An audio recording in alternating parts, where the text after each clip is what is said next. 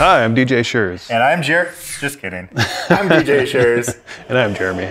And we're here to show you how to change your battery in your JD humanoid. And you want to replace it with a brand new Easy Robot battery. So Jeremie is our lead engineer here at Easy Robot, and he's going to be showing us how to do it. We're going to need a #1 Phillips screwdriver.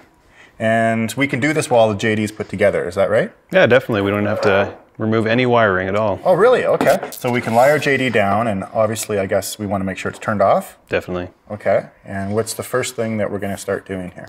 So the first thing we'll want to do is get some slack on the shoulder servos here, okay, on the wires of this. Oh, I see. So there's enough slack inside of the servo, these wires for these servos to pull out. You bet. Okay. And is that about what we're expecting people to see? Is it right about there? Yeah, a couple inches is fine. Okay. Yeah. And then we start with our Phillips screwdriver. All right. All right, let's get in there. Okay. So it doesn't matter which one we start with, which screw we start with? Not at all. Okay. We have 4 positions here.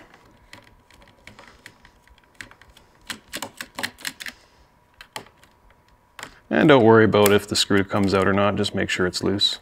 Okay, so the screw will stay inside of the body as you're unscrewing it? You bet. Okay, that's good. And it's okay to push down into the body because it's all plastic. It's not going to get hurt at all. All right. For sure. And then we'll slowly pull up. Okay. Oh, and the screws stayed inside the body. You can see them there. Yeah, there we go. Okay. So we don't have to take the screws out at all for this? No, we can just keep them in there. Okay. So do you want me to hold this to the side like this? Oh, and there's the battery right there. Yeah, here we go. We got it right here. So you just pulled it out. There, it's free. It's free. And then to disconnect it, this one here, this plug there. You betcha. So this is called the Dean's plug, and we'll take this apart, and we'll try to hold the plugs themselves so we don't put any stress on the wires. Okay. And then we'll separate them with a bit of force. There you go. I saw you rocking it back and forth and twisting it a little bit to loosen it up.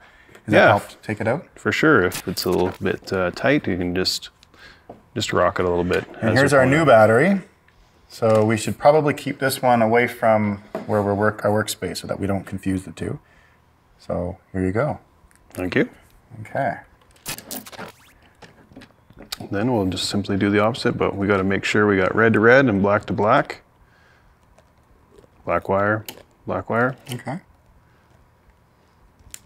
And we'll wiggle it back on. Oh, wow. Just like that. Okay, and now how do we insert it back into the body? And is there anything we have to pay attention to?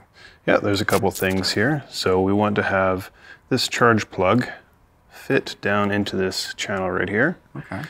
And so to do that, we're going to have to actually take the body back and kind of fit everything all in at the same time. Okay, so bring the body back over here. Yeah, and so first we want to put the battery in.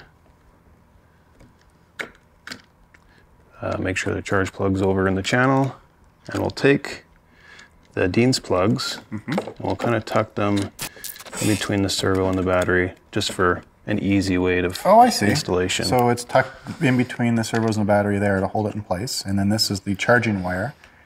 Now, does it help at all to slide the battery this way so that there's more slack on the charging cable? Yeah, that's right. You want to slide it over to the left as much as you want, as you can there. There we go. And still there needs to be enough room, obviously, for this peg to go down. Yeah, for sure. Okay, now what's next? So now we're going to have to make sure our servo wires are clear, and so we're not pinching them. Just tuck them behind this peg here so they just don't get caught when we're putting it together. Okay. There we go. And then we're going to want to put them, all the pegs in, the alignment pegs in, kind of at the same time. And if the screws are kind of getting caught, you'll just have to jostle a little bit to get it back in there. Okay, because we left the screws in the back plate here. Yeah, we did. Okay. There we go. So now you just have to screw it in. You betcha. Okay. And then we'll start putting them back together. Just go until it's snug. Okay. Normally this is a one-person job, but I happen to be here as well, so I guess I'm getting my hands in there to help Jeremie out. Appreciate the help, man. No problem. I always got your back, Jay. I did get a nickname, right on. And does it matter how tight we tighten them, or just not too tight, I guess? They don't strip? Yeah, just snug. You don't want to strip any of the screws, or you don't want to break in the plastics by doing it too hard. So just until it's nice and firm. Excellent. And now we have these wires sticking up here. We can tuck these back into the body, I take it, like they were before? Yeah, definitely. Okay, so we just push on them like so, and then get them back in the body. Unnecessary, of course. It just helps. It's cosmetic, yeah. Cosmetic. Makes JD look a little nicer. There we go. So now all we have to do is hit the power switch and it should work, right? Let's test it out. Okay, I'll stand back.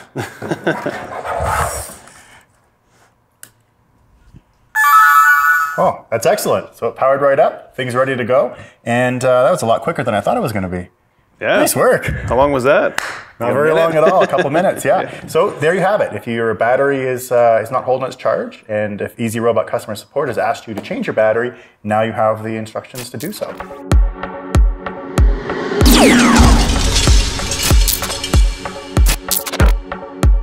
In this episode, we showed you how to replace the contained Revolution JD battery.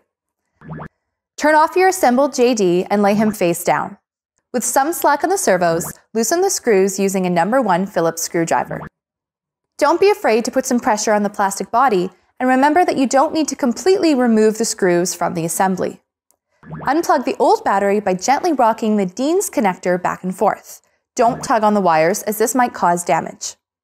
Connect the new battery by lining up the cable colors. Slide the new battery into place and avoid pinching any other wires. Line up the screws and tighten them into place again. Turn on your JD, and if you hear the chime, you know you've been successful. Thanks for watching this episode, and we'll see you next time.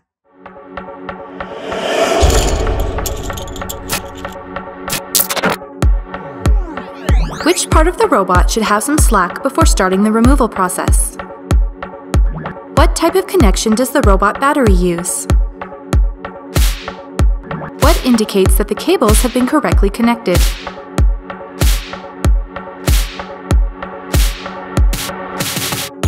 Find the answers at therobotprogram.com.